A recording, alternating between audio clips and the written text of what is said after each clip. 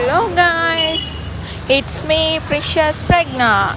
ఈరోజు మేము ఎగ్జిబిషన్ వెళ్ళాము. అక్కడ రామ్ సాయిష్ బౌలింగ్ చేశారు. సో బౌలింగ్లో మనకి 6 బాల్స్ ఇచ్చారు. సో ఆ బాల్స్ యొక్క లాస్ట్ కౌంట్ ఆ బోర్డ్లో ఉంటే సో మనకి ఒక గిఫ్ట్ వస్తుంది. సో అది ఏం గిఫ్ట్ వచ్చింది మరి రామ్ సాయిష్కి అనేది మనం చూద్దాం.